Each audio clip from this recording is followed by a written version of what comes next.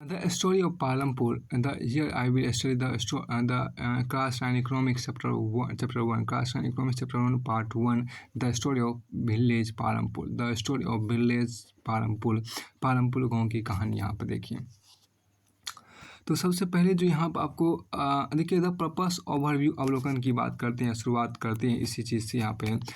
इसमें जो आपको कहा गया है कि the purpose of the story is to introduce some basic concept relating to production and this we do through a story of a hypothetical village called Palampur. देखिए इस कहानी को उद्देश्य उत्पादन संबंधित कुछ मूल विचारों से परिचय कराना है और ऐसा हम एक काल्पनिक गाँव पालमपुर की कहानी के माध्यम से कर रहे हैं। देखिए farming is the main activity in Palampur whereas several other activities such as a small scale manufacturing dairy transport etc are carried out on a limited scale. These production activities need various types of resource, natural resource, man-made items, human efforts, money etc. As we read through the story of Palampur, we will learn how various resources combine to produce the desired goods and service in the village. देखिए पालमपुर में खेती मुख्य क्रिया है, जबकि अन्य कई क्रियाएं जैसे लघु स्तरीय विनिर्माण, डेयरी, परिवहन आदि सीमित स्तर पर की जाती है। इन उत्पादन क्रियाओं के लिए विभिन्न प्रकार के संसाधनों की आवश्यकताएं होती है, यथा प्राकृतिक संसाधन, मानव निर्मित वस्तुएं, मानव प्रयास, मुद्रा आदि। पालमपुर की कहानी से हमें विदित होगा कि गाँव में इच्छित वस्तुओं और सेवाओं को उत्पादित करने के विभिन्न संसाधन किस प्रकार समायोजित होते हैं। अब एक खाद्य इंट्रोडक्शन की बात आपके यहाँ पर की गई है, जिसको हम परिचय बोलते हैं, इंट्रोडक्शन या परिचय जिसको हम बोलते हैं। इस बात को थोड़ा सा यहाँ पर देखिए। देखिए Palampur is well connected with neighboring village and towns. Raigans, a big village, is 3 kilometers from Palampur, and all-weather road connect the village to Raigans and further on to nearest small town of Sahapur. देखिए many kinds of transport are visible on this road, starting from block carts, tongas, bogias, wooden cart drawn by buffaloes, loaded with jaggery goods and other commodities, to motor vehicle and motorcycles, jeeps, tractors and trucks. अब देखिए यहाँ पर क्या पालमपुर यहाँ पर देखिए क्या कि पालमपुर आस पड़ोस के गांव और कस्बों से परिवहन से जुड़ा हुआ है। एक बड़ा गांव रायगंज पालमपुर से 3 किलोमीटर की दूरी पर है। प्रत्येक मौसम में गांव को रायगंज और उससे आगे निकटतम छोटे कस्बों शाहपुर से जोड़ती है। इस सड़क पर गुड़ और अन्य वस्तुओं से लदी हुई बैलगाड़ियाँ, भैंसा, बग्गी से लेकर अन्य कई तरह के आपको वाहन जैसे मोटरसाइकिल, जीप, ट्रैक्टर और ट्रक तक देखे जा सकते हैं। फिर आपको आगे देखिए दिस विलेज है about This village has about 450 families belonging to several different castes. The 80 upper caste families own the majority of land in the village. Their houses, some of them quite large, are made of bricks with cement plastering. The Dalit comprise 1/3 of the population and live in one corner of the village and in much smaller houses, some of which are of mud and straw. Most of the houses have electric connection. Electricity powers all the tubewells. Electricity powers all the tubewells in the field and is used in various types of small business. Palampur has 2 primary schools and 1 high school. There is a primary health center run by the government and 1 private dispensary where the sick are treated. अब इस गांव में विभिन्न जातियों के लगभग 450 परिवार रहते हैं। गांव में अधिकांश भूमि के स्वामी उस जाति का 80 परिवार है। उनके मकान जिनमें से कुछ बहुत बड़े हैं, ईंट और सीमेंट के बने हुए। अनुसूचित जाति दलित के लोगों की संख्या गांव की कुल जनसंख्या की 1/3 है और वे गांव के एक कोने में काफ़ी छोटे घरों में रहते हैं, जिनमें कुछ मिट्टी और फूस के बने हैं। अधिकांश के घरों में बिजली है। खेतों में सभी देखो यहाँ पर क्या कि खेतों में सभी नलकूप बिजली से ही चलते हैं और इसका उपयोग विभिन्न प्रकार के छोटे कार्यों के लिए भी किया जाता है। पालमपुर में 2 प्राथमिक विद्यालय और 1 हाई स्कूल है।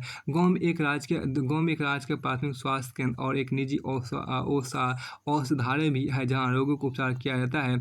अब एक देखिए यहाँ पर क्या है कि the description above shows that Palampur has fairly well developed system of roads, transport, electricity, irrigation, schools and health centre. Compare this facilities with those in your nearby village. देखिए उपयुक्त विवरण से स्पष्ट है कि पालमपुर में सड़कों, परिवहन के साधनों, बिजली, सिंचाई, विद्यालय और स्वास्थ्य केंद्रों का पर्याप्त विकसित तंत्र है। इन सुविधाओं की तुलना अपने निकट के गांव में उपलब्ध सुविधाओं से कीजिए। अब देखिए the story of Palampur an imaginary village. The story of Palanpur, an imaginary village, will take us through the different types of production activities in the village. In village across India, farming is the main production activity. The other production activities referred to as non-farm activities include a small manufacturing, transport, shopkeeping, etc. We shall take a look at both these types of activities after learning a few general things about production. देखिए आप, एक काल्पनिक गांव पालनपुर की कहानी हमें किसी भी गांव में विभिन्न प्रकार के उत्पादन संबंधी गतिविधियों के बारे में बताएगी। भारत के गांव में खेती उत्पादन की प्रमुख गतिविधि उत्पादन गतिविधियों में जिन्हें गैर कृषि क्रियाएं कहा गया है, लघु विनिर्माण, परिवहन, दुकानदारी आदि शामिल है। हम उत्पादन के बारे में कुछ सामान्य बातें जानने के बाद इन दोनों प्रकार की क्रियाओं पर विचार करेंगे। इसके बाद आपको आगे देखिए यहाँ पर क्या कहा गया, उत्पादन या संगठन की बात आपके यहाँ पर की गई है। उत्पादन या संगठन की बात आपके यहाँ पर की गई है। देखिए ऑर्गेनाइजेशन ऑफ प्रोडक्शन की बात करते हैं। ऑर्गेनाइजेशन ऑफ प्रोडक्ट मतलब उत्पादन का जो संगठन, उसको यहाँ बात करते हैं। Organisation of organisation of production की बात करें, उत्पादन का जो संगठन, उसको यहाँ पर देखिए। The aim of production is to produce the goods and service that we want. They are four requirement for production of goods and services. उत्पादन का उद्देश्य की ऐसी वस्तु और सेवाओं को ऐसी उत्पादन का वो उद्देश्य ऐसी वस्तु और सेवाएं उत्पादित करना है जिनकी हमें आवश्यकता है। वस्तु और सेवाओं को उत्पादन के लिए 4 चीज़ें आवश्यक आपको है। पहला लैंड से, दूसरा लेबर से, तीसरा फिजिकल कैपिटल्स हैं, और चौथा हम आप यहाँ पर देख रहे हैं तो लैंड, लेबर, फिजिकल कैपिटल्स आपको हो गए। फिर आपको अस्थायी पूंजी भी होते हैं, कार्यशील पूंजी भी होते हैं। इसको हटाइए, इस बात पर यहाँ शुरुआत से देखिए यहाँ पर एक खास बात जो कहा गया, उत्पादन का उद्देश्य ऐसी वस्तु और सेवाएं उत्पादित करना है जिनकी हमें आवश्यकताएं हैं। देखिए वस्तुओं और सेवाओं को उत्पादन के 4 चीज़ें आवश्यक है। पहला आपको यहाँ पर कहा गया क्या, the first requirement is land and other natural resources such as water, forest, minerals.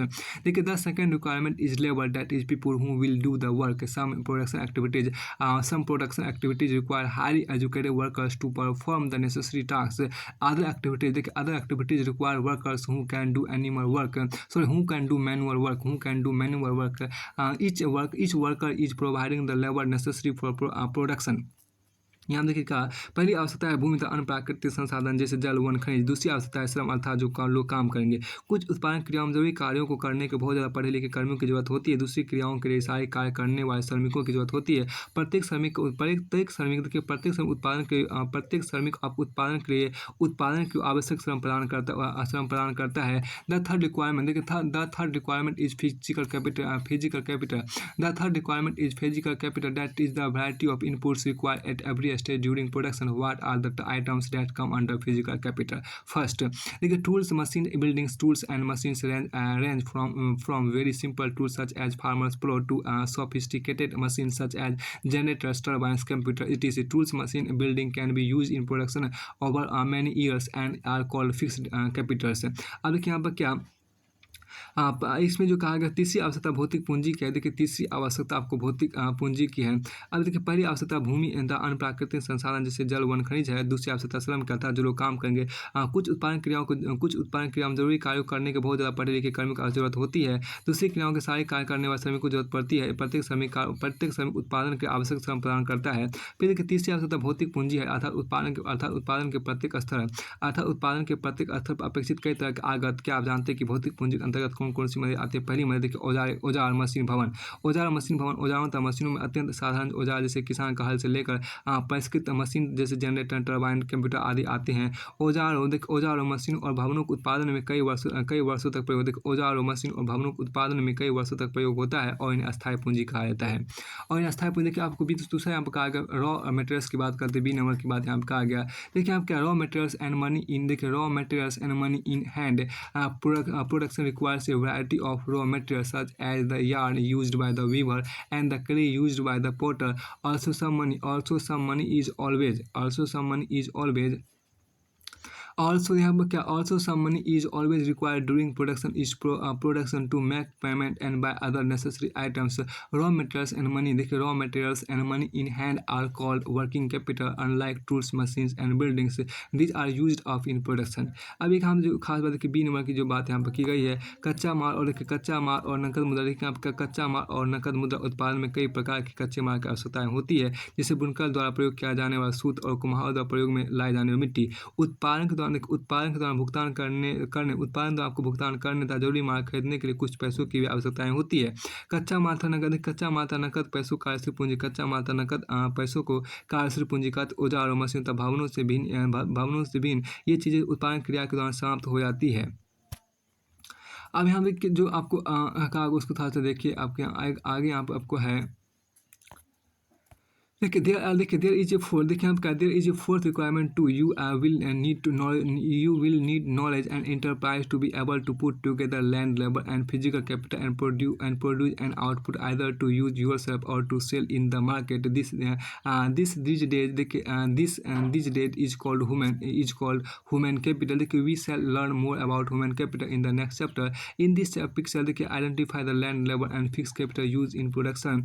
यहाँ देखिए कि एक चौथी आवश्यकता भी होती है जिसको हम मानव पूंजी कहते हैं। और आपको स्वयं उपभोग हेतु या बाजार में बिक्री हेतु उत्पादन करने के लिए भूमि, श्रम और भौतिक पूंजी को एक साथ करने योग्य बनाने के लिए ज्ञान और उद्यम की आवश्यकताएं होती पड़ेगी। आज के मानव पूंजी कहा जाता है। मानव पूंजी के विषय में और अधिक अध्ययन हम अगले अध्याय में करेंगे। देखिए चित्र में उत्पादन में प्रयुक्त भूमि, श्रम और स्थायी पूंजी की पहचान कीजिए। अब उत्पादन देखिए यहाँ पे उत्पादन भूमि, श्रम और पूंजी को संयोजित करके संगठित होता है। उत्पादन भूमि, श्रम और पूंजी को संयोजित करके संगठित होता है जिन्हें उत्पादन के कारक कहा जाता है। पालमपुर की कहानी को पढ़ने क्रम में हम उत्पादन के प्रथम 3 कारकों के बारे में अधिक सीखेंगे। सुविधा के लिए इस अध्याय में हम भौतिक पूंजी को पूंजी कहेंगे। अब every production is organized by combining land, labor, physical capital, and human capital, which are known as factors of production. As we read through the story of Palampur, we will learn more about the first 3 factors of production. For convenience, we will refer to the physical capital as the capital in this chapter. देखिए farming in Palampur. First देखिए land is fixed, भूमि स्थिर है पालमपुर में। खेती के अंतर्गत देखिए यहाँ पर क्या कि farming is the main production activity in Palampur. 75% of the people who are working are dependent on farming for their livelihood. They could be farmers or farm laborers. The well-being of these people is closely related to production on the farms.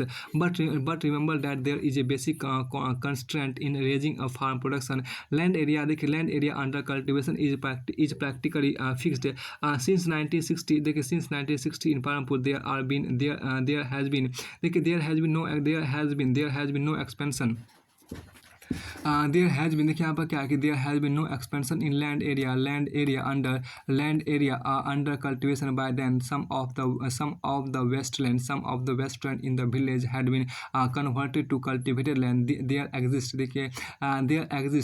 exists no further scope to increase farm production by bringing new land under cultivation. देखिए पालमपुर में खेती उत्पादन की प्रमुख क्रिया है। काम करने वालों में 75% से लोग अपनी जीविका के खेती पर निर्भर हुए किसान अथवा कृषि श्रमिक हो सकते हैं। इन लोगों का हित खेतों उत्पादन से जुड़ा हुआ है। लेकिन याद है कि कृषि उत्पादन में एक मूलभूत कठिनाइयाँ हैं। खेती में प्रयुक्त भूमि क्षेत्र, देखिए खेती में प्रयुक्त भूमि क्षेत्र वस्तुतः स्थिर होता है। पालमपुर देखिए पालमपुर वर्ष 1960 से आज तक जुताई के अंतर्गत भूमि क्षेत्र में कोई विस्तार नहीं हुआ। उस समय तक गांव की कुछ बंजर भूमि कृषि योग में भूमि बदल दिया गया था। नई भूमि को खेती योग बनाकर कृषि उत्पादन को और बढ़ाने की कोई गुंजाइश नहीं है। अब देखिए the standard unit of measuring land is hectare. Though in the village you may find land area being discussed in the local unit such as bigha guintha etc. 1 hectare equal the area of a square with one side of measuring 100 meters. Can you compare the area of 1 hectare field with the area of your school ground?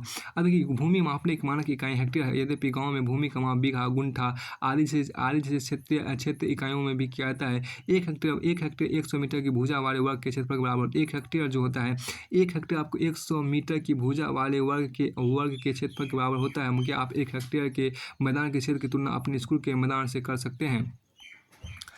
Is there देखिए आपका is there a way one can देखिए is there a way देखिए क्या is there a way one can grow more from the same land. Is there a way one can grow more from the same land. देखिए क्या उसी भूमि से अधिक पैदावार करने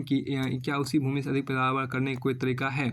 अब देखिए यहाँ पर क्या is there a way one can grow more from the same land. क्या उसी भूमि से अधिक पैदावार करने का कोई तरीका है। एक खास बात हम देखिए in the kind of crops grown and facilities available Palampur would resemble a village of the western parts of the states of Uttar Pradesh. All land is cultivated in Palampur. No land is left idle. During the during the rainy season, Kharif during the rainy season means कि Kharif farmers grow jowar and bajra. These plants are used as cattle feed. It is followed by cultivation of potatoes between October and December. In the winter season, Rabi. In the winter season means Rabi, fields are sown with wheat. From the wheat produced, farmers keep enough wheat for the family's consumption and sell the surplus wheat at the market at Raigad. A part of the land area is also devoted to sugarcane, which is harvested once every year. Sugarcane in its raw form or as jaggery is sold to traders in Shahpur. देखिए यहाँ जिस प्रकार की फसल पैदा की जाती है वो जैसी सुविधाएं उपलब्ध उन्हें देखते हुए पालमपुर उत्तर प्रदेश के पश्चिमी भाग के गांव की तरह रखता है। पालमपुर में समस्त भूमि पर खेती की जाती है। कोई भूमि बेकार नहीं छोड़ जाती है। बरसात के मौसम खरीफ में किसान ज्वार और बाजरा उगाते हैं। इन पौधों को पशुओं के चारों के लिए प्रयोग में लाया जाता है। इसके बाद अक्टूबर और दिसंबर के बीच आलू खेती होती है। सर्दी के मौसम रबी में खेतों में गेहूँ उगाया जाता है। उत्पादित गेहूं में से परिवार के खाने के लिए रखकर शेष गेहूं किसान रायगंज की मंडी में बेच देते हैं। भूमि के एक भाग में गन्ने की खेती भी की जाती है जिसकी वर्ष में कई बार कटाई होती है। गन्ना अपने कच्चे माल के रूप में या गुड़ के रूप में शाहपुर के व्यापारियों को बेचा जाता है। फिर आपको यहाँ पर देखिए क्या कि the main reason why farmers are able to grow 3 different crops in a year in Palampur is due to the well-developed system of irrigation. Electricity came early to Palampur. Its major impact was to transform the system of irrigation. Persian wheels were till then used by farmers to draw water from the wells and irrigate small fields. People saw that the electric run tube wells could irrigate much larger areas of land more effectively. देखिए यहाँ पर the first few tube wells were installed by the government soon. However, farmers started setting up private tube wells. As a result, by the mid-1970 decades, the entire cultivated area of 2,000 hectares was irrigated. देखिए पालमपुर में यहाँ पर जो आपको पालमपुर में एक वर्ष में किसान 3 अलग अलग फसल इसलिए पैदा कर पाते हैं क्योंकि वहाँ सिंचाई की सुविकसित व्यवस्था है। पालमपुर में बिजली जल्दी ही आ गई। उसका मुख्य प्रभाव यह पड़ा कि सिंचाई की पद्धति ही बदल गई। तब तक किसान कुओं से हट द्वारा पानी निकाल कर छोटे छोटे खेतों की सिंचाई किया करते थे। लोगों ने देखा कि बिजली से चलने वाले नलकूपों ज़्यादा प्रभावकारी ढंग से अधिक क्षेत्र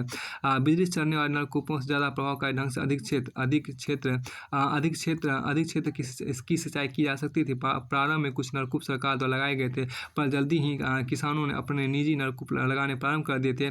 परिणाम से 1970 के दशक के मध्य तक 200 हेक्टेयर के पूरे जुते हुए क्षेत्र की सिंचाई होने लगी। देखिए not all the village Not all the villages in India have such high levels of irrigation. Apart from the riverine plains, coastal regions in our country are well irrigated. In contrast, plateau regions such as the Deccan Plateau have low levels of irrigation. Of the total cultivated area in the country, a little less than 40% is irrigated even today. In the remaining areas, farming is the largely dependent on rainfall. देखिए भारत में सभी गाँव में ऐसी उच्च स्तर की सिंचाई व्यवस्था नहीं है।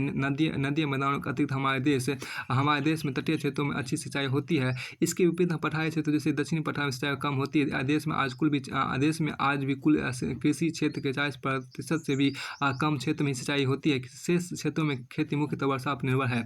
फिर आपको आगे हम देखिए क्या कि देखिए टू ग्रो देखिए यहाँ पर क्या है कि to grow more than one crop on a piece of land during the year is known as multiple cropping. It is the most common way of increasing production on a given piece of land. All farmers in Palampur grow at least 2 main crops. Many are growing potatoes. Had the third crop in the past 15 to 20 years. देखिए एक वर्ष में किसी भूमि पर एक से ज़्यादा फसल पैदा करने को बहुविध फसल प्रणाली कहते हैं। यह भूमि के किसी एक टुकड़े में उपज बढ़ाने की सबसे सामान्य प्रणाली है। पालमपुर में सभी किसान कम से कम 2 मुख्य फसलें पैदा करते हैं। कई किसान पिछले 15-20 वर्षों से तीसरी फसल के रूप में आलू पैदा कर रहे हैं। यहाँ देखिए वीट है। पहला आपको क्या है कि वीट है, दूसरा आपको बाजरा है, तीसरा आपको गन्ना है और चौथा आपको पोटैटोज है। ये डिफरेंट फूड क्रॉप्स हुआ। अब लेट्स डिस्कस की बात आपके यहाँ पर की गई है। क्या the following table 1.1 shows that land under cultivation in India in units of million hectares. Plot this on the graph provided. Plots देखिए plots this on the graph provided. What does the graph show? Discuss in class. सारणी 1.1 में 10 lakh million hectare की इकाइयों में भारत में कृषि क्षेत्र को दिखाया गया है। सारणी को नीचे दिए गए आरेख में से चित्रित करें। आरेख क्या दिखाता है, कक्षा में चर्चा करें। इसी क्या सिंचाई के अंतर्गत आने वाले क्षेत्र को बढ़ाना आवश्यक है, क्यों? अब यहाँ पे एक जो कि आपको टेबल 1.1 का आपको यहाँ पर दिया गया, इस टेबल 1.1 आपको दिया गया, उसको हटाइए, कोई आपको महत्वपूर्ण प्रोविजनल डाटा है। फिर आपको आगे यहाँ पर फिर आपको देखिए इट इज़ इम्पोर्टेंट, यहाँ देखिए क्या it is important to increase the area under irrigation हुआ है। You have read about the crops grown in Palampur, fill the following table based on the information on the crops grown in your region. You have seen that one way of increasing production from the same land is by multiple cropping. The other way to The other way is to use a modern farming method. Modern farming method for higher yield. Higher yield. The yield is measured as crop produced on a given piece of land during a single season. Till the mid 1960 decade, the seeds used in cultivation were traditional ones with relatively low yields. Traditional seeds needed less irrigation. Farmers used cow dung and other natural manure as fertilizer. All these were readily readily available with the farmers who did not have to buy them. देखिए आप पालमपुर में पैदा की जाने वाली फसलों के बारे में पढ़ चुके हैं। आपने क्षेत्र में पैदा किए जाने वाली फसलों की सूचना के आधार पर निम्न सारणियों को भरिए। आपने देखा कि एक जमीन के टुकड़े से उत्पादन बढ़ाने का तरीका, एक ही जमीन को टुकड़े से उत्पादन बढ़ाने का एक तरीका बहुविध फसल प्रणाली है। दूसरा तरीका अधिक उपज के लिए खेती में आधुनिक कृषि विधियों का प्रयोग करना। उपज को भूमि के किसी टुकड़े में एक ही आपको क्या एक ही मौसम में पैदा की गई फसल के रूप में मापा जाता है। 1960 के दशक तक 1960 यहाँ देखिए 1960 के दशक तक खेती में पारंपरिक बीजों का प्रयोग किया जाता था, जिनकी उपज अपेक्षाकृत कम थी। परंपरागत बीजों को कम सिंचाई की आवश्यकता होती थी। किसान उर्वरकों के रूप में गाय के गोबर या दूसरी प्राकृतिक खाद को प्रयोग करते थे। यह सब किसानों के पास तत्काल ही उपलब्ध थे। इनको खरीदना नहीं पड़ता था। अब देखिए यहाँ पर 1960 के दशक के अंत में आपको हरित क्रांति में भारत के किसानों को अधिक उपज वाली बीजों HIV के द्वारा गेहूं और चावल की खेती करने के तरीके सिखाएं। परंपरागत बीजों की तुलना में HIV बीजों से एक ही पौधे से ज़्यादा मात्रा में अनाज पैदा होने का असर, इसके परिणाम से जमीन के उसी टुकड़े में पहले की अपेक्षा कहीं अधिक अनाज की मात्रा पैदा होने लगी। यद्यपि अति उपज प्रजातियों के वाले बीजों से अधिकतम उपज पाने के लिए बहुत ज़्यादा पानी, रासायनिक खाद और कीटनाशक की जरूरत थी। अधिक उपज केवल अति उपज प्रजातियों वाले बीजों से चाहे रासायनिक उर्वरक और कीटनाशकों आदि के संयोजन से ही संभव थी।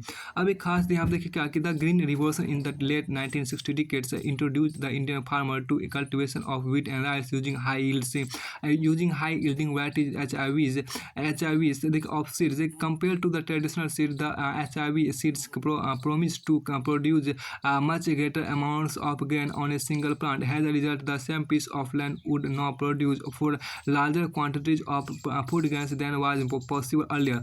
HIV seeds, however, needed plenty of water and also chemical fertilizer and pesticide to produce best results.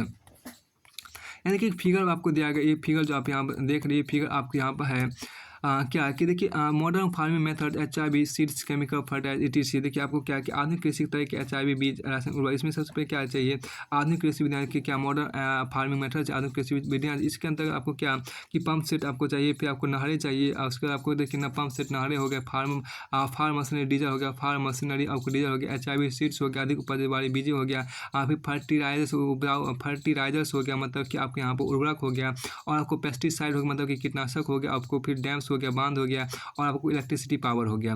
इससे यहाँ पर इसके बाद हम यहाँ पर ये जो आपको दिया गया, इसके बाद ये जो पेज आप देख रहे हैं इसको हम चर्चा अगले वीडियो के अंतर्गत करेंगे।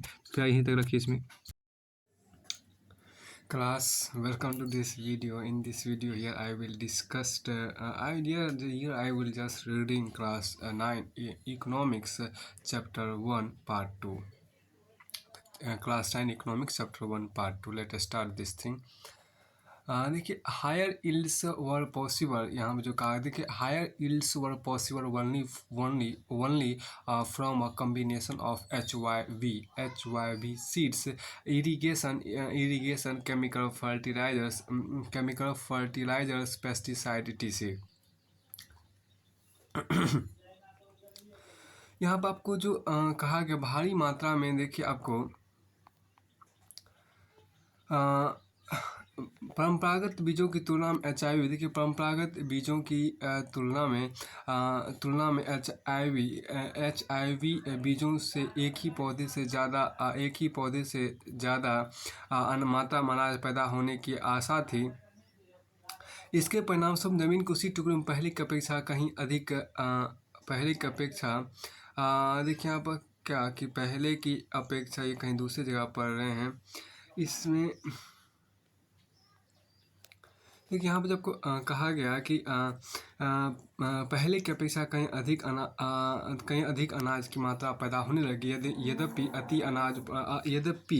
यदि उपज प्रजातियों वाले बीजों से अधिकतम उपज पाने के लिए बहुत ज़्यादा पानी, रासायनिक खाद और कीटनाशकों की जरूरत थी। अधिक उपज, देखो अधिक उपज केवल अति उपज प्रजातियों वाले बीजों, सिंचाई, रासायनिक उर्वरकों और कीटनाशकों आदि के संयोजन से ही संभव थी। अधिक उपज केवल अति उपज प्रजातियों वाले बीजों, सिंचाई, रासायनिक उर्वरक और कीटनाशकों आदि के संयोजन से ही संभव थी। यद्यपि अति उपज प्रजाति वाले बीजों से अधिकतम उपज पाने के लिए बहुत ज़्यादा पानी, रासायनिक खाद और कीटनाशकों की जरूरत थी। अधिक उपज केवल अति उपज प्रजाति वाले बीजों, सिंचाई, रासायनिक उर्वरक और कीटनाशकों आदि के संयोजन से ही संभव थी। Higher yields were possible only from a combination of HYB seeds, irrigation, chemical fertilizers, pesticides, etc. Farmers of Punjab, Haryana, and Western Uttar Pradesh were the first to try out the modern farming method in India. The farmers in these regions set up tubes for irrigation and made use of HYB seeds, chemical fertilizers, and pesticides in farming. Some of them bought from machinery like tractors and threshers, which made plugging and harvesting faster.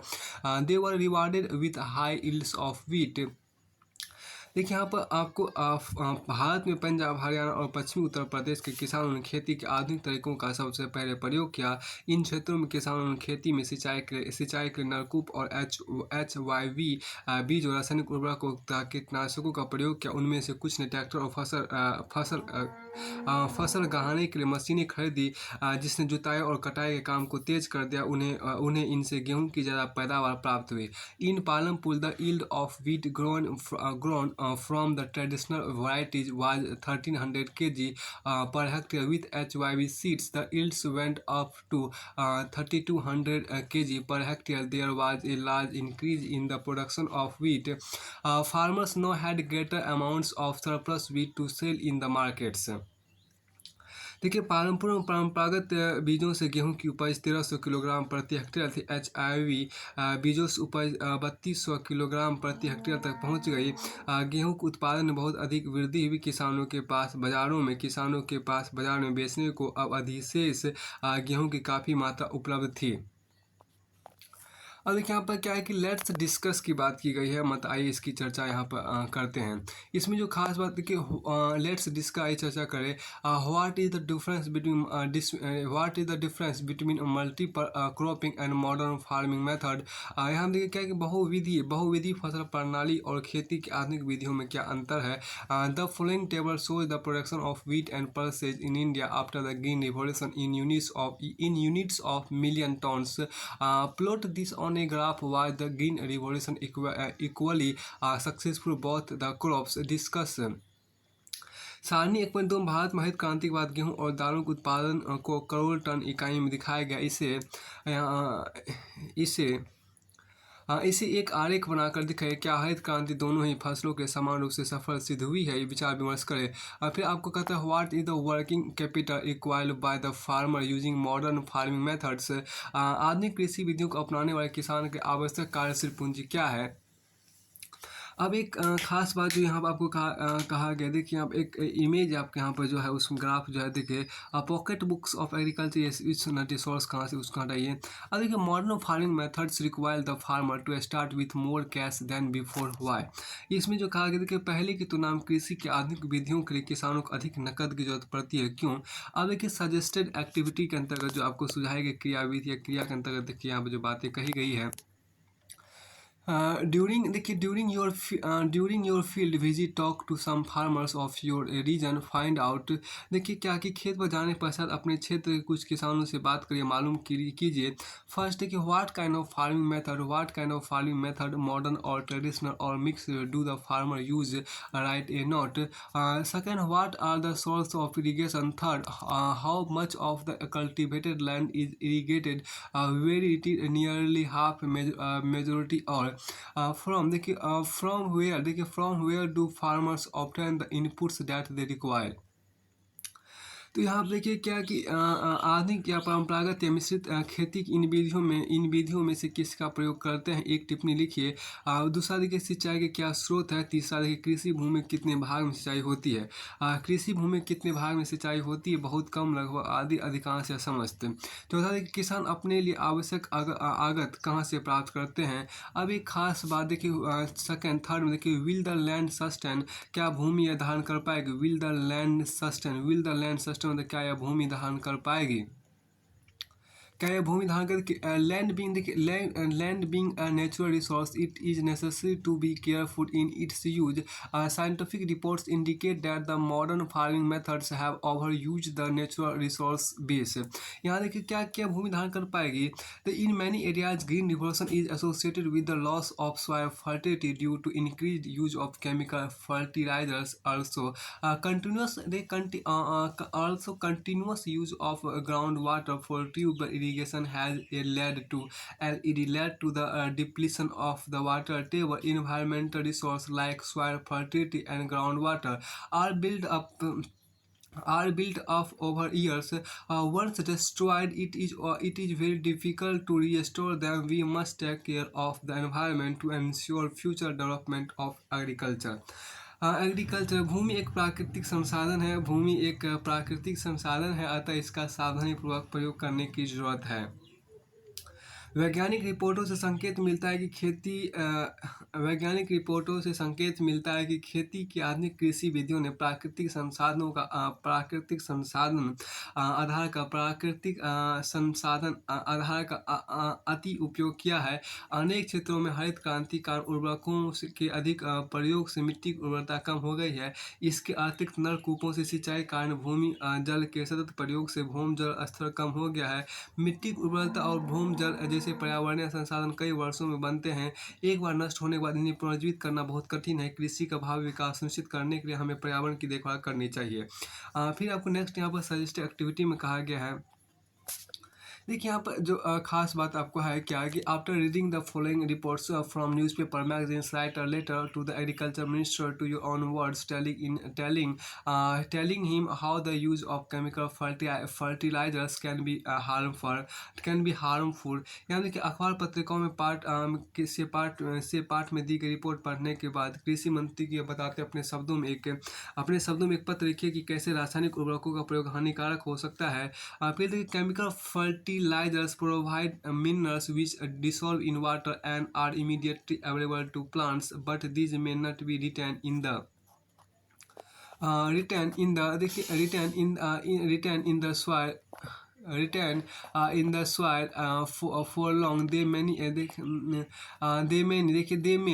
may escape from the soil and pollute groundwater, rivers and lakes. Chemical fertilizers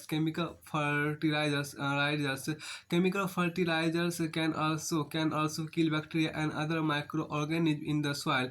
This means sometime after their use, the soil will be less fertile than ever before.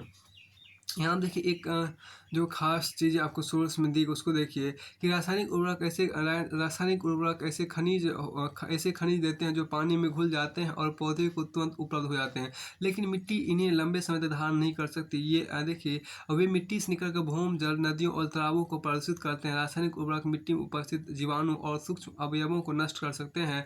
इसका अर्थ है कि उनके प्रयोग के कुछ समय पश्चात मिट्टी पहले की तुलना में कम उपजाऊ रह जाएगी। अब देखिए यहाँ पर the consumption of chemical fertilisers in Punjab is highest in the country. The continuous use of chemical fertilisers has led to the degradation of soil health. Punjab farmers are now forced to use more and more chemical fertilizers and other inputs to achieve the same production level. This means the cost of cultivation is rising very fast. देश में रासायनिक खाद का सबसे अधिक प्रयोग पंजाब में है। रासायनिक खाद के निरंतर प्रयोग ने मिट्टी की गुणवत्ता को कम कर दिया है। पंजाब के किसानों को पहले के उत्पादन स्तर पाने के अधिक से पहले के उत्पादन स्तर पाने के लिए अब अधिक से अधिक रासायनिक उर्वरकों और अन्य आगतों का प्रयोग करना पड़ता है। इसका मतलब है कि वहाँ खेती की लागत बहुत तेजी से बढ़ रही है। अब चौथा देखिए, how is land distributed between the farmers of Palampur.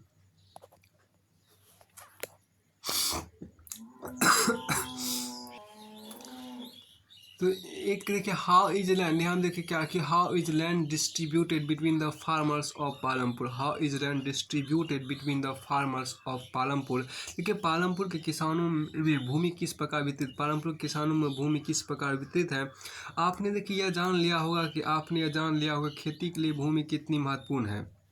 You must have realized, how important land is for farming. Unfortunately, not all the people engaged in agriculture have sufficient land for cultivation. In Palampur, about one third of the 450 families are landless. That is 150 families, most of them Dalits, have no land for cultivation. Of the remaining families who own the OWN on अपना who own land, 240 families cultivated small plots of land less than 2 hectares in size. Cultivation of such plots doesn't bring adequate income to the farmer family. आपने ये जान लिया होगा खेती के लिए भूमि कितनी महत्वपूर्ण है। दुर्भाग्यवश खेती काम में लगे सभी लोगों के पास खेती के लिए पर्याप्त भूमि नहीं है। पालमपुर में 450 परिवारों में से लगभग एक तिहाई अर्थात 150 परिवारों के पास 150 परिवारों के पास खेती के लिए भूमि नहीं है, जो अधिकांश दलित है। बाकी परिवारों में आपको 2 से 40 परिवार जिनके पास भूमि है, 2 हेक्टेयर से कम क्षेत्र पर छोटे भूमि के टुकड़ों पर खेती करते हैं। तो भूमि के ऐसे टुकड़ों पर खेती करने से किसानों के परिवारों को पर्याप्त आमदनी नहीं होती। In 1960, Govind was a farmer with 2.25 hectares of largely unirrigated land. With the help of his 3 sons, Govind cultivated the land. Though they didn't live very comfortably, the family managed to feed itself with a little bit of extra income from one buffalo that the family possessed. Some years after Govind's death, this land was divided among his 3 sons. Each one now has a plot of land that is only 0.75 hectares in size. Even with improved irrigation and modern farming method, Govind's sons are not able to make a living from their land. They have to look for additional work during part of the year.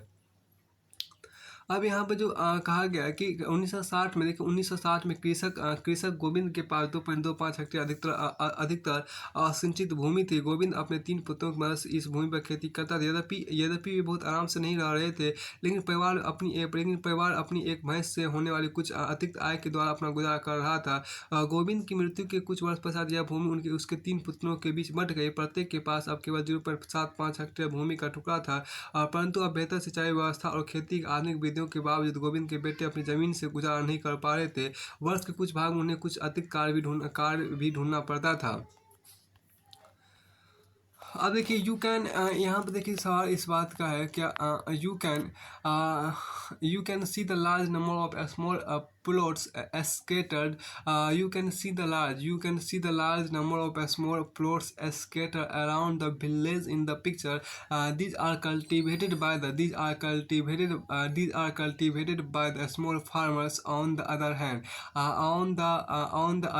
more than half the area of the village is covered by plots that are quite large in size. In Palampur, there are 60 families of medium and large farmers who cultivate more than 2 hectares of land. A few of the large farmers have land extending over 10 hectares or more. चित्र 1.5 में आप एक गांव के चारों ओर बिखरे हुए भूमि के छोटे छोटे टुकड़ों को देख सकते हैं। इन पर छोटे किसान खेती करते हैं। इन पर छोटे किसान आपको खेती करते हैं। फिर देख दूसरे गांव के आधे ज़्यादा क्षेत्र में काफ़ी बड़े आकार के प्लॉट है। पालमपुर के में मझोले और बड़े किसान के 60 परिवार हैं जो 2 हेक्टेयर से अधिक भूमि पर खेती करते हैं। कुछ बड़े किसान के पास आपको 10 हेक्टेयर या इससे अधिक भूमि है। तो फिर आपको आगे यहाँ एक इमेज भी आपको यहाँ पर शो किया गया है।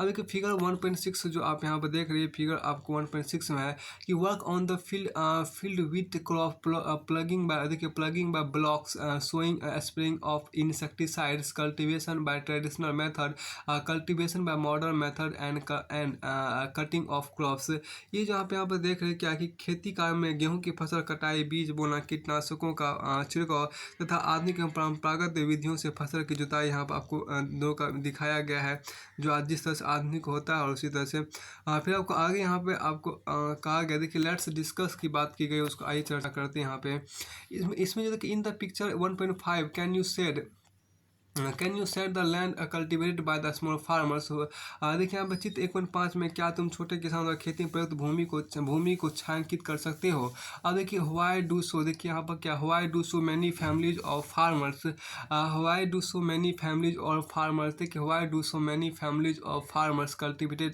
Such small plots of land. किसानों कितने परिवार भूमि कितने छोटे प्लॉटों पर क्यों खेती करते हैं। The distribution of farmers, the distribution of farmers in India, and the amount of land they cultivate is given in the following. आरेख में 1.1 भारत में किसानों और उनके द्वारा खेतों में प्रयुक्त भूमि का वितरण दिया गया। इसकी कक्षा में चर्चा करें। अब आगे यहाँ पर देखिए एक सोर्स आपका सोर्स डजंट इम्पोर्टेंट। आगे यहाँ पर देखिए फिर लेट्स डिस्कस की बात। वुड यू एग्री, देखिए यहाँ पर क्या एक वुड यू एग्री देखिए यहाँ पर क्या would you agree that the distribution of, देखिए आप कहा would you agree that the distribution of cultivated land is unequal in Palampur, do you find a similar situation for India, explain. यहाँ पे जो आपको कहा कि उसको देखिए यहाँ क्या आप इस बात से सहमत है कि पालमपुर में कृषि भूमि का वितरण असमान है, एक समान नहीं है। क्या भारत में भी ऐसी ही स्थिति है, व्याख्या कीजिए। अब आगे देखिए how will provide the labour, who will provide the labour, देखिए हु विल मतलब श्रम की व्यवस्था कौन करेगा, who will provide the labour मतलब श्रम की व्यवस्था कौन करेगा। आफ्टर लैंड, देखिए after land labour is the next necessary factor for production. After land देखिए labour is the next after land labour is the next necessary factor for production. Farming requires a great deal of hard work. Small farmers along with their families cultivate their own fields.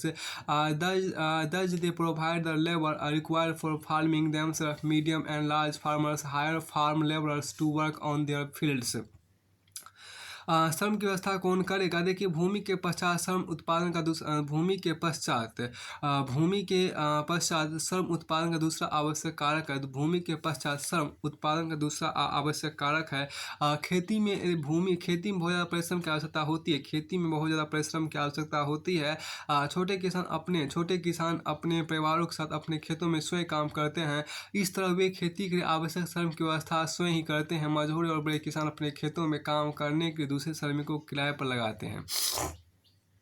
Let's discuss की बात करते हैं, आइए चर्चा करें। Identify the work being done on the field in the picture 1.6 and arrange them in A proper sequence. अब यहाँ पर कहा गया क्या कि खेतों में काम करने के लिए श्रमिक, खेतों में काम करने के लिए श्रमिक या तो भूमिहीन परिवारों से आते हैं या बहुत छोटे से प्लॉटों में खेती करने वाले परिवारों से। देखिए खेतों में काम करने वाले श्रमिकों का उगाई गई फसल पर कोई अधिकार नहीं होता जैसा किसानों का होता है, बल्कि उन्हें उन किसानों द्वारा मजदूरी मिलती है जिनके लिए वे काम करते हैं। मजदूरी नकद या वस्तु जैसे अनाज के रूप में हो सकती है। कभी कभी श्रमिकों को भोजन भी मिलता है। मजदूरी एक क्षेत्र से दूसरे क्षेत्र, एक फसल से दूसरी फसल में खेती में एक से दूसरे कृषि कार्य जैसे बुआई और कटाई के लिए अलग अलग होती है। रोजगार की अवधि में भी काफ़ी भिन्नताएं हैं। खेती में काम करने वाले श्रमिक या तो दैनिक मजदूरी के आधार पर कार्य करते हैं या उन्हें कार्य विशेष जैसे कटाई या पूरे साल के लिए काम पर रखा जा सकता है। अब आगे देखिए यहाँ पर जो farm labourers come either from landless families और families cultivating small plots of land. Unlike farm labourers don't have a right over the crops grown on the land. Instead they are paid wages by the farmer for whom they work. Wages can be in cash or in kind. Example crop. Sometimes laborers get meals also. Sometimes laborers get meals also. Wages vary widely from region to region, from crop to crop, from one farm activity to another, like sowing and harvesting. There is also a wide variation in the duration of employment. A farm laborer, देखिए यहाँ पर क्या है कि a farm laborer might be employed on a daily basis for one particular farm activity like harvesting or for the whole year. देखिए Dala is यहाँ पर जो कहा गया डाला है। देखिए Dala is a landless farm labourer who works on the daily wage in Palampur. This means he must regularly look for work. The minimum wage for a farm labourer set by the government is 300 rupees per day, March 2019, but Dala gets only 160. There is a heavy competition for work among the farm laborers in Parampur, so people agree to work for lower wage. Dala complains about his situation to Ramkali, who is another farm laborer. Both Dala and Ramkali are among the poorest people in the village. ठीक है, डाला पालमपुर में दैनिक मजदूरी पर काम करने वाला एक भूमिहीन श्रमिक है। इसका मतलब है कि उसे लगातार काम ढूंढते रहना पड़ता है। सरकार द्वारा खेतों में काम करने वाले श्रमिकों के लिए एक दिन का न्यूनतम वेतन 300 रुपये मार्च 2017 निर्धारित है। देखिए 300 रुपये आपको निर्धारित है, लेकिन डाला को मात्र 160 रुपये ही मिलते हैं। देखिए पालमपुर में खेती और श्रमिकों में बहुत ज़्यादा स्पर्धा नहीं है, बहुत ज़्यादा स्पर्धा है। इसलिए लोग कम वेतन में भी काम करने को सहमत हो जाते हैं। डाला अपनी स्थिति के बारे में रामकली से शिकायत करता है, जो कि एक अन्य खेतिहर श्रमिक है। डाला और राम के दोनों गांव के निर्धनतम व्यक्तियों में से है। देखिए हम फिर लेट्स डिस्कस की बात, उससे पहले देखिए फिगर जो आपको था उसको हम देखिए इट इज़ डिफ़िकल्ट। यहाँ पे जो फिगर है इसमें देखिए इसमें जो कहा गया कि it is difficult to find work these days. यहाँ पे देखिए एक यहाँ पे चर्चाएँ आपको की गई है, उसको समझने का प्रयास करें कि it is difficult to find work these days, only the large farmers hire us and that too for very limited number of days. देखिए आज का काम मिलना बहुत कठिन है, केवल बड़े किसान ही हमें रखते हैं और वह भी बहुत कम दिनों के लिए। देखिए यहाँ पर Ghanshyam the large farmer has just about a harvester, so we are going to get even less work during the harvest season this year. Last year I work for less than 5 months in the whole year. देखिए घनश्याम एक बड़ा किसान है, घनश्याम एक बड़ा किसान और उसने अभी अभी एक हार्वेस्टर खरीदा है। इससे इस वर्ष कटाई के मौसम में हमें और भी कम काम मिलेगा। पिछले वर्ष मैंने पूरे वर्ष 5 माह से भी कम समय काम किया था। देखिए we have tractor for ploughing, harvester for harvesting, thresher for threshing, even for removing weeds. Some farmers spray weedicide. देखिए हमारे पास जुताई के लिए ट्रैक्टर, कटाई के लिए हार्वेस्टर और तथा गहाई के लिए थ्रेशर है। यहाँ तक कि खरपतवार को साफ करने के कुछ किसान खरपतवार नाशकों की छिड़काव खरपतवार नाशकों को छिड़कते हैं। अब एक खास जो चीज़ें यहाँ पर दी गई है उसको समझने का प्रयास करते हैं। देखिए I owe the local money lender R 2000 rupee and I had taken 1000 last summer when no work was everywhere in the field. How will I ever repay? I hardly earn enough for 2 square meals. For 2 square meals, यानी कि मुझे स्थानीय साहूकार को 2000 रुपये देने हैं। मैंने पिछले गर्मी में 1000 रुपये लिए थे। जब खेतों में काम नहीं था मैं इसे कैसे चुकता कर पाऊँगा। मैं 2 वक्त के भोजन के लिए भी कठिनाई से कमाता हूँ। फिर देखिए this year I will have to look for work in the brick making unit in Raiganj. देखिए इस वर्ष मुझे रायगंज में ईंट भट्टे पर काम की तलाश करनी पड़ी। अब यहाँ देखिए क्या है कि my situation is not much better due to past debt the money lenders refuse to give me any loan. मेरी स्थिति भी ज़्यादा अच्छी नहीं है। पिछले कर्ज के कारण साहूकार मुझे ऋण देने से मना कर देते हैं। अब आगे हम देखिए क्या कि द कन्वर्सेशन बिटवीन डाला एंड रामकली के बीच की बातचीत का संवाद आपको है। फिर इसमें एक आगे आपको जो पॉइंट उसको देखिए यहाँ पर let's discuss. Why are farm labours like Dala and Ramkali poor. इसमें कहा गया कि डाला तथा रामकली जैसे खेती और श्रमिक गरीब क्यों है। गरीब क्यों है देखिए क्या कि गोसाईपुर, यहाँ क्या कि गोसाईपुर आपके यहाँ Gosaipur and Majuli are 2 village in north Bihar out of a total of 850 household in 2 village. there are more than 250 men who were employed in rural Punjab and Haryana or in Delhi. Mumbai, Surat, Hyderabad or Nagpur, such migration is common in most villages across India.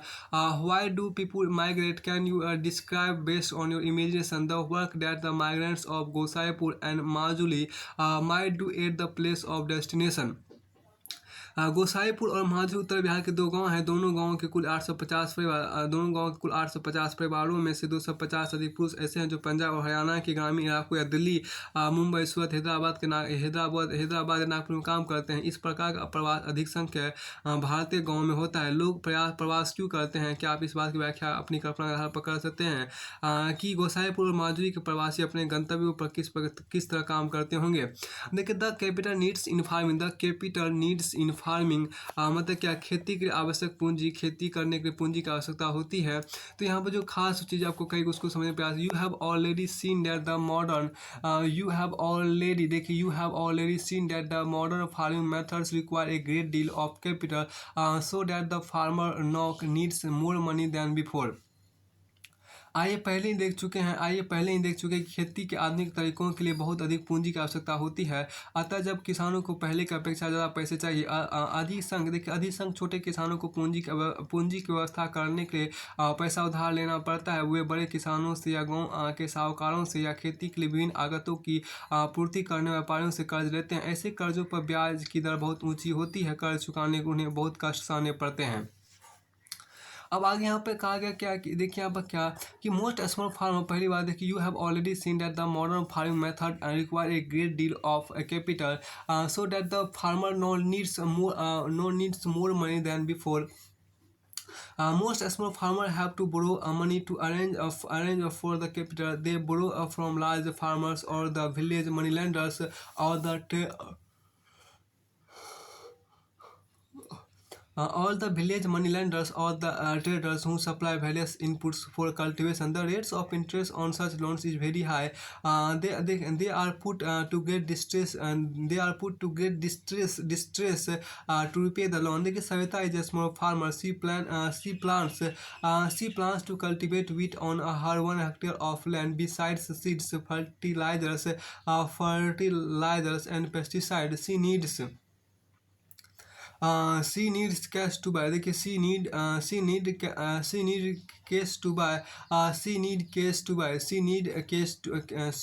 cash to buy water and repair her farm instrument. She estimate that the working capital itself would cost a minimum of 3,000. She doesn't have the money, so the decided to borrow from Tejpal Singh, a large farmer.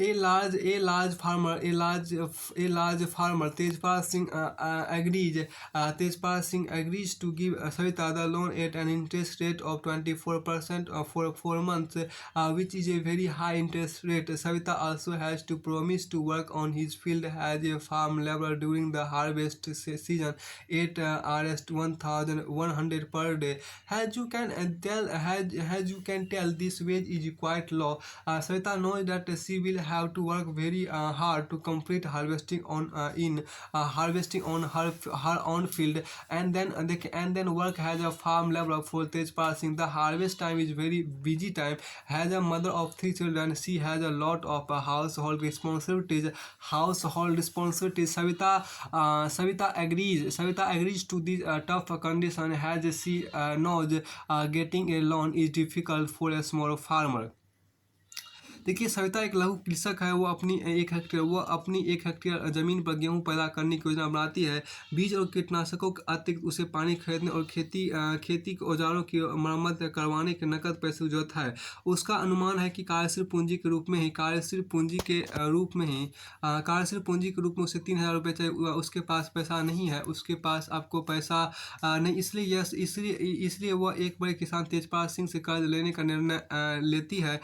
Tejpal Singh Savita को 24% की दर पर 4 महीने के कर्ज देने को तैयार हो जाता है, जो ब्याज की एक बहुत ऊंची दर है।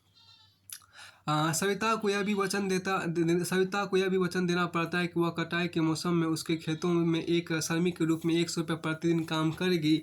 आप भी कह सकते हैं कि यह मजदूरी बहुत कम है। सविता जानती है कि उसे अपने खेत की कटाई पूरी करने में बहुत मेहनत करनी पड़ेगी, और उसके बाद तेजपाल के खेतों में श्रमिक की तरह काम करना होगा। कटाई का समय बहुत व्यस्त होता है। 3 बच्चों की माँ के रूप में उस पर घर के कामों की बहुत जिम्मेदारी है। सविता इन कठोर शर्तों को मानने के तैयार हो जाती है, क्योंकि उसे मालूम है कि छोटे किसानों को कर्ज मिलना बहुत कठिन काम है। देखिए, in contrast to the small farmers, the medium and large farmers have their own savings from farming.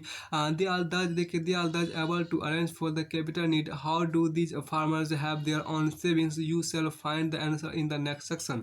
देखिए, छोटे किसानों के विपरीत मझोले और बड़े किसानों को खेती से बचत होती है। इस तरह वे आवश्यक पूंजी की व्यवस्था कर लेते हैं। इन किसानों को बचत कैसे होती है, आप इसका उत्तर अगले भाग में जानेंगे। अब देखिए, let's discuss the story so far. यहाँ देखिए, we have read about the 3 factors of production, land, labour and capital, and how they are used in farming. Let's us fill in the blanks given below. देखिए, यहाँ पर छोटे किसानों के विपरीत मझोले और बड़े किसानों को खेती से, यहाँ देखिए अब तक की कहानी में देखिए क्या हमने उत्पादन के 3 कारकों भूमि, श्रम और पूंजी तथा खेती में उनके प्रयोग के बारे में पढ़ा। आइए अब दिए गए रिक्त स्थानों को भरे। उत्पादन के 3 कारकों में श्रम उत्पादन का सर्वाधिक प्रचुर मात्रा उपलब्ध कारक। श्रम उत्पादन के 3 कारकों में श्रम उत्पादन का सर्वाधिक प्रचुर मात्रा में श्रम उत्पादन का सर्वाधिक प्रचुर मात्रा उपलब्ध कारक है। ऐसे अनेक लोग हैं जो गाँव में खेती मजदूरों के रूप में काम करने को तैयार है, जबकि काम का अवसर सीमित है। वे या तो भूमिहीन परिवारों से हैं या वे बहुत गरीब हैं। अब यहाँ देखिए, इसको भरना है तो आप ये बाद में भी कर सकते हैं। फिर आपको आगे यहाँ पर कहा गया कि इसके बाद आपको आगे देखिए sale of surplus farm produce 7 point में आप आइए। इसमें देखिए साथ में जो आपको कहा गया उसको समझ सेल और देखिए sale of surplus farm products की बात की गई है। अधिशेष कृषि उत्पादों की बिक्री आपको देखिए let us suppose that the farmers have produce wheat on their lands using the three factors of production. The wheat is harvested and production is complete. What do the farmers do with the wheat? They retain a part of wheat for the families consumption and sell the surplus wheat. Small farmers like Savita and Govind sons have little surplus wheat because their total production is small, and from this a substantial share is kept for their own family needs. So it is the medium and large farmers who supply wheat to the market. In the picture 1.1, you can see the bullock cart streaming into the market, each carrying loads of wheat. The traders at the market buy the wheat and sell it further to shopkeepers in the towns and cities. मान लीजिए किसानों उत्पादन के तीन कारणों का प्रयोग कर अपनी भूमि में गेहूं पैदा किया है, गेहूं कटाई की जाती है और उत्पादन पूर्ण हो जाता है। किसान गेहूं का क्या करते हैं, वे परिवार के उपभोग के लिए कुछ गेहूं रख लेते हैं और अधिशेष गेहूं को बेच देते हैं। सविता और गोविंद के बेटों जैसे छोटे किसानों के पास बहुत कम अधिशेष गेहूं होता है क्योंकि उनका कुल उत्पादन बहुत कम होता है तथा इसमें से एक बड़ा भाग वे परिवार की आवश्यकताओं के रख लेते हैं। इसलिए मझोले और बड़े किसान ही बाजार में गेहूं की पूर्ति करते हैं। चित्र 1.1 में आप गेहूं से लदी बाजार जाती बैलगाड़ी देख सकते हैं। बाजार में व्यापारी गेहूं खरीद कर उससे आगे कस्बों और शहरों के दुकानदारों को बेच देते हैं। अब आगे यहाँ देखिए एक बड़े किसान तेजपाल सिंह के अपनी समस्त भूमि से 350 क्विंटल अधिशेष गेहूं प्राप्त होता है। अपने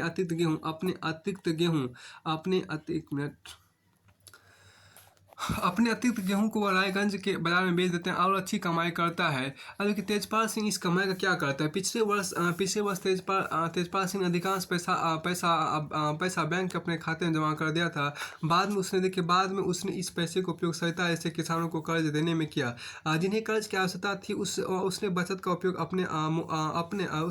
उपयोग अगले मौसम की खेती के कार्यशील पूंजी की व्यवस्था करने में भी किया। इस वर्ष तेजपाल सिंह बचत के पैसों से एक और ट्रैक्टर खरीदने की योजना बना रहा है। दूसरे ट्रैक्टर से उसकी स्थिर पूंजी में वृद्धि हो जाएगी। हाँ फिर आपको आगे यहाँ पे देखिए क्या कि देखिए Tejpal Singh the large farmer has the Tejpal Singh the large farmer has a surplus of 350 quintals of wheat from all his lands. He sells the surplus wheat at the Raiganj market and has good earnings. What does Tejpal Singh do with his earnings? Last year Tejpal Singh had put most of the money in his bank account. Later he used the savings for lending to farmers like Savita who were in need of a loan.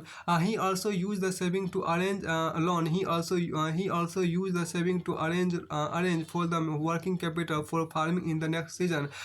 This year Tejpal Singh plans to use his earnings to buy another tractor. Another tractor would increase his fixed capital. Like Tejpal Singh, other large and medium farmers sell the surplus farm product. A part of the earning is saved and kept for buying capital for the next season. देखिए यहाँ पर क्या कि they are able to arrange for the capital of farming from their own savings. Some farmers might also use the saving to buy cattle, trucks or to set up shops. Trucks or to set up shops as we shall see. These constitute the capital for non-farm activities. यहाँ देखिए तेजपाल सिंह की भांति दूसरे बड़े और मझोले किसान भी खेती के अधिशेष कृषि उत्पादों को बेचते हैं। कमाई के एक भाग को अगले मौसम के लिए पूंजी की व्यवस्था के लिए बचा कर रखा जाता है। इस तरह वे अपनी खेती की पूंजी की व्यवस्था अपनी ही बचतों से कर लेते हैं। कुछ किसान बचत का उपयोग पशु, ट्रक आदि खरीदने अथवा दुकान खोलने में भी करते हैं, जैसा कि हम देखेंगे। इन सब को गैर कृषि कार्यों की पूंजी कहते हैं।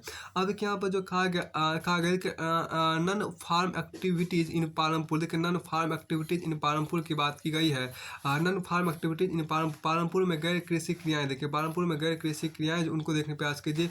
We have learned about farming has the main of production activity in Palampur. We shall now take a look at some of the non-farm production activities. Only 25% of the people working in Palampur are engaged in activities other than agriculture. देखिए क्या हमने देखा कि पालमपुर में खेती ही प्रमुख उत्पादन क्रिया है। अब हम कुछ गैर कृषि उत्पादन क्रियाओं पर विचार करेंगे। पालमपुर में काम करने वाले केवल 25% लोग कृषि के अतिरिक्त का अन्य कार्य करते हैं।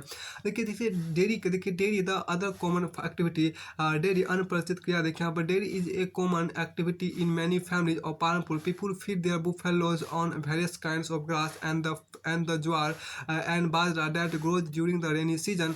The milk is sold in Raiganj, the nearby large village. Two traders from Sahapur town have set up collection chilling centers at Raiganj, from where the milk is transported to far away towns and cities.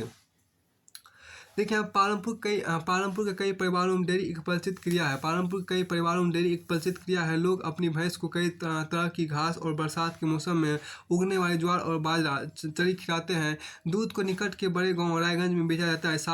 Shahpur शहर के दो व्यापारियों ने रायगंज में दूध संग्रहण एवं शीतलन केंद्र खोला हुआ है, जहाँ से दूध दूर दराज के शहरों और कस्बों में भेजा जाता है। फिर आपको आगे यहाँ पर कहा गया डेयरी के बाद देखिए लेट्स डिस्कस की बात आपको की गई। लेट्स डिस्कस में आपके यहाँ पर है क्या कि लेट्स डिस्कस के अंतर्गत आपके यहाँ पर कहा गया देखिए let's take 3 farmers each has grown wheat on his field though the production is different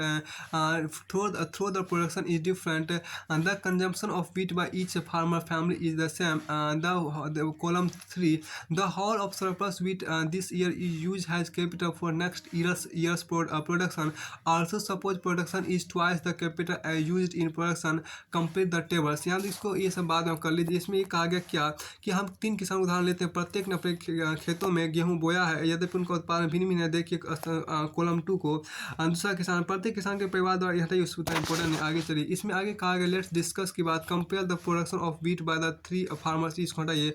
अब यहाँ देखिए क्या an example small scale manufacturing in Palampur. देखिए पालमपुर में लघु स्तरीय विनिर्माण का एक उत्पादन यहाँ पर देखिए इसमें जो कहा गया है, यहाँ पर आपको देखिए an example of small scale manufacturing in Palampur.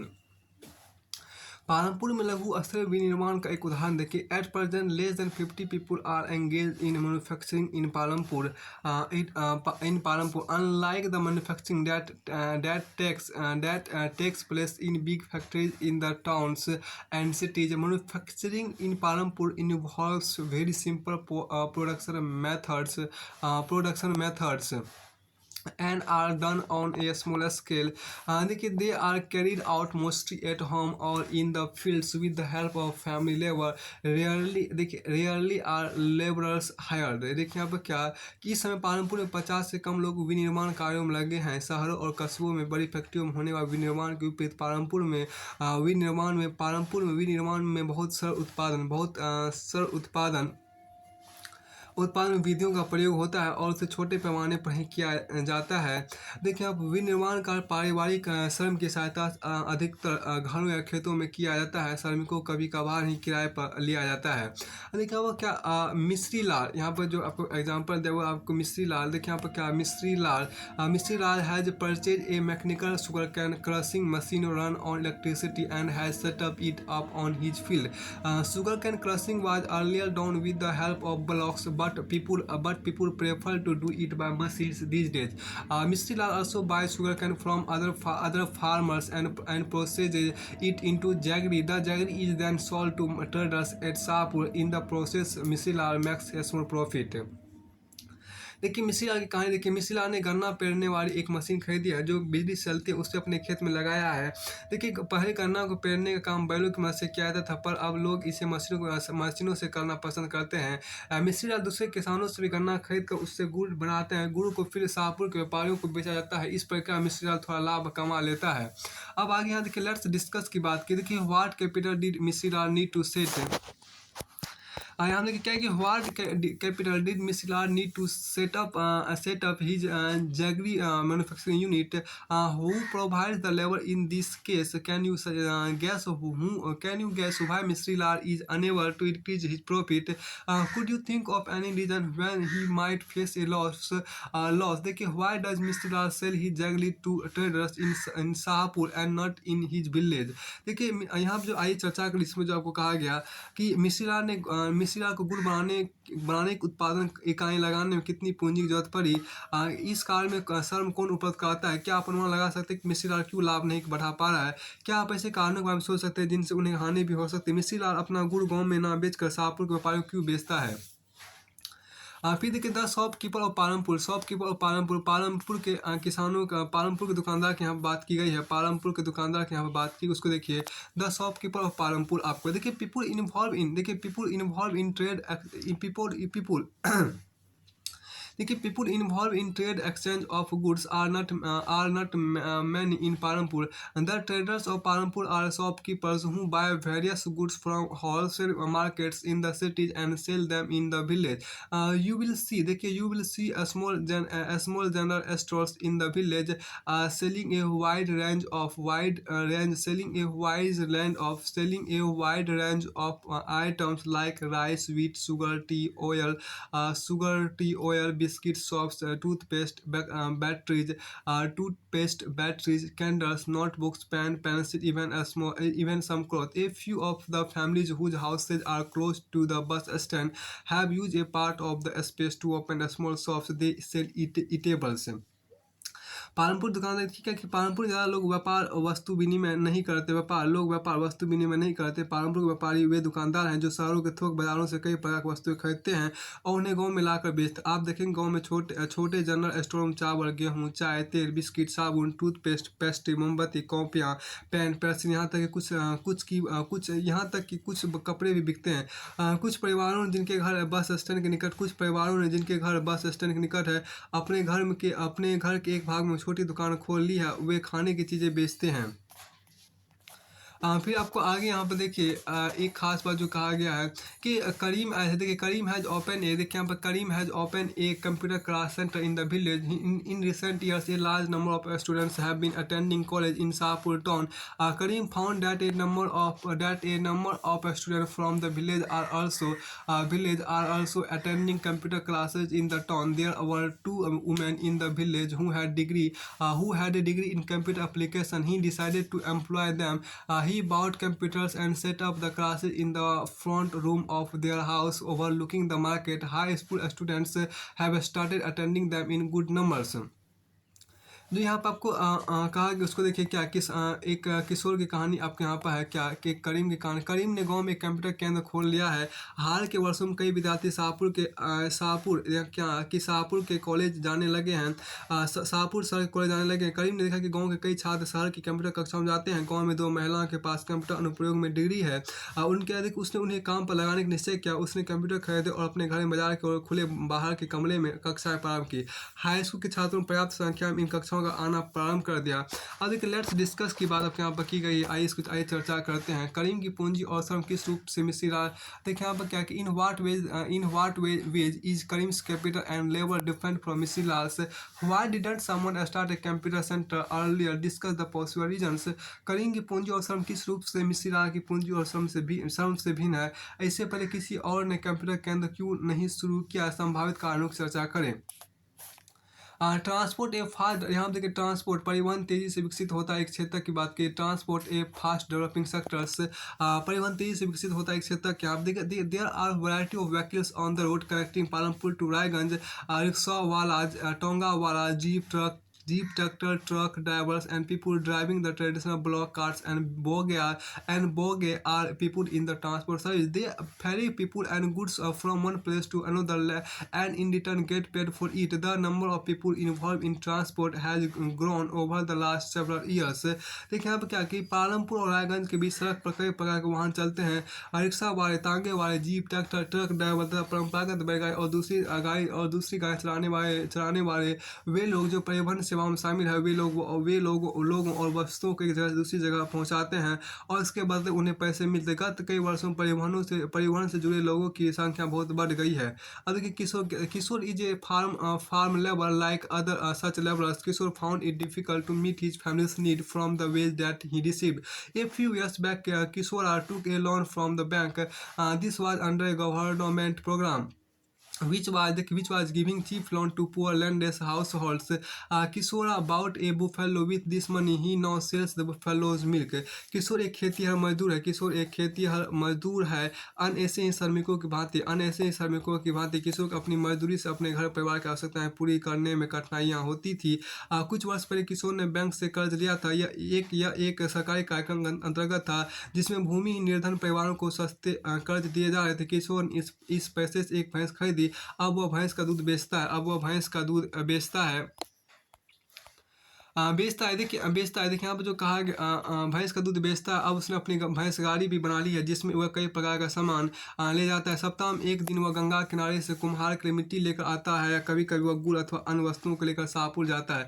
हर एक महीने से परिवहन संबंधित कोई ना कोई काम मिल जाता है। परिणाम स्वरूप किशोर पिछले वर्षों की तुलना में अब अधिक कमाने लगा है। Further he attached a wooden cart to his buffalo and use it to transport various items. Once a week he goes to the river Ganga to bring back clay for the potter, or sometimes he goes to Sapur with a load of jaggery or other commodities. Every month he gets some work in transport. As a result, Kishore is able to earn more than what he used to do some years back. Let's discuss की बात यहाँ पर की गई है। देखिए, what is Kishore's fixed capital? What do you think would be his working capital? In how many production activities is Kishore involved? Would you say that Kishore has benefited from better roads in Parampur? अब हम जो कहा गया, क्या किशोर की अस्थायी पूंजी क्या है? क्या आप सोचते हैं कि उसकी कार्यशील पूंजी कितनी होगी? किशोर कितनी उत्पादन क्रियाओं में लगा हुआ है? क्या आप कह सकते हैं किशोर को पालमपुर की अच्छी सड़कों से लाभ हुआ? अब यहाँ देखिए समरी की बात आपको यहाँ पर की गई है। क्या समरी आपको यहाँ पर देखिए समरी की जो बात है उसको समझिए। Farming is the main production activity. Farming is the main production activity in the village over the years. यहाँ देखिए Farming is the main production activity in the village over the years. There have been many important changes in the way farming is practiced. These have allowed the farmers to produce more crops from the same amount of land. This is an important achievement since land is fixed and scarce. But in rising production, a great deal of pressure has been put on land and other natural resources. The new ways of farming need less land but much more of capital. The medium and large farmers are able to use their own savings from production to arrange for capital during the next season. On the other hand, the small farmers who constitute about 30% of the total farmers in India find it difficult to obtain capital because of the small size of their plots. Their production is not enough. And the lack of surplus means that they are unable to obtain capital from their own savings and have to borrow. Besides that, many of the small farmers have to do additional work as farm laborers to feed themselves and their families. Labor being the most abundant factor of production, it would be ideal if new ways of farming use much more labor. Unfortunately, such a thing has not happened, and the use of labor on farms is limited. The labor were looking for opportunity is thus migrating to neighboring villages, towns and cities. Some laborers has entered the non-farm sector in the village. At present, the non-farm sector in the village is not very large. Out of every 100 workers in the rural areas in India, only 24 are engaged in non-farm activities. And though there is a variety of non-farm activities in the village, we have only seen a few examples. The number of people employed in each is quite small. In the future, one would like to see more non-farm production activities in the village. Unlike farming, non-farm activities require little land. People with, देखिए people with some amount of capital can set up non farm activities. How does one obtain this capital? One can either use his own saving, but more often has to take a loan. देखिए यहाँ पर क्या, it is important then loan be available at low rate of interest so that even people without saving can start some non-farm activity. Another thing which is essential for which is essential, देखो which is essential for which is essential for expansion of non-farm activities is to have markets where the goods and services produce can be sold. देखिए in Parampur we saw the neighboring village towns and cities provide the markets for milk. Jaggery wheat etc has more villages get connected to towns and cities through the goods roads, transport and telephone. It is possible that the opportunity for non-farm activities in the village would increase in the coming years. अब यहाँ देखिए एक summary जो आपको कहा गया कि सारांश में जो कहा उसको समझने का प्रयास कर. देखिए गांव में खेती मुख्य उत्पादन क्रिया है. पिछले वर्षों में खेती की विधियों में कई महत्वपूर्ण परिवर्तन हुए. इनकी वजह से किसान उतनी ही भूमि से अधिक फसल पैदा करने लगे हैं. एक महत्वपूर्ण उपलब्धि क्योंकि भूमि अस्थायीता दुर्लभ है, उत्पादन को बढ़ाने की भूमि और अन्य प्राकृतिक संसाधनों पर बहुत अधिक दबाव पड़ा है. खेती की नई विधियों में कम भूमि परंतु अधिक पूंजी की जरूरत पड़ती है. मजदूर बड़े किसान अपने उत्पादन से हुई बचत से अगले मौसम के पूंजी की व्यवस्था कर लेते हैं. दूसरी और छोटे किसानों के लिए जो भारत में किसान कुल संख्या का 80% भाग है, पूंजी की व्यवस्था करना बहुत कठिन है. उनके भूखंड का आकार छोटा होने के कारण उनका उत्पादन पर्याप्त नहीं होता. अतिरिक्त साधनों की कमी के कारण वे अपनी बचत से पूंजी नहीं निकाल पाते, अतः उन्हें कर्ज लेना पड़ता है. कर्ज के अतिरिक्त कई छोटे किसानों को अपने एवं परिवार के भरण पोषण के खेती और मजदूरों के रूप में अतिरिक्त काम करना पड़ता है. श्रम पूर्ति उत्पादन के अन्य कारकों की तुलना में सबसे अधिक प्रचुर है. अतः नई विधियों में श्रम का अधिक प्रयोग करना आदर्श होता है. दुर्भाग्यवश ऐसा नहीं हुआ. खेती में श्रमिकों का उपयोग सीमित है. अवसरों की तलाश में श्रमिक आस पड़ोस के गांवों, शहरों तथा कस्बों में जा रहे हैं. कुछ श्रमिकों ने गांव में ही गैर कृषि क्षेत्र में काम करना प्रारंभ कर दिया है. इस समय गांव में गैर कृषि क्षेत्र बहुत बड़ा नहीं है. भारत में ग्रामीण क्षेत्र के 100 कामगारों में से केवल 24 ही गैर कृषि कार्य लगे हैं. यद्यपि गांव में अनेक प्रकार गैर कृषि कार्य होते हैं. हमने केवल कुछ ही उदाहरण देखे. प्रत्येक कार्य में नियुक्त लोगों की संख्या बहुत ही कम है. हम चाहेंगे कि भविष्य में गांव में गैर कृषि कार्य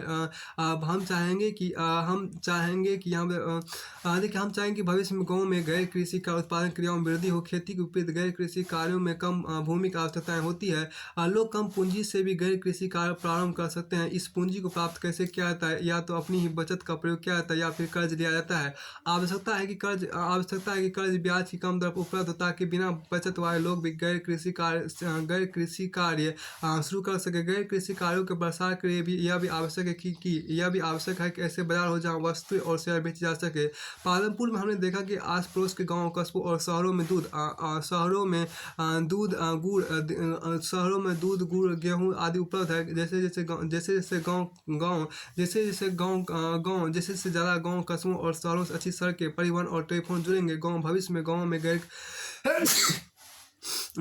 गांव में गैर कृषि उत्पादन क्रियाओं के अवसर बढ़ेंगे. यहाँ से देखिए पालमपुर की कहानी का जो पहला चैप्टर है वो इकोनॉमिक्स का वो पूरी तरह से फिनिश होता है. इसके बाद आपको देखिए यहाँ कोई खास वर्ड भी नहीं है. इस तरह से देखिए चैप्टर जो है पूरी तरह से वो आपको फिनिश होता है.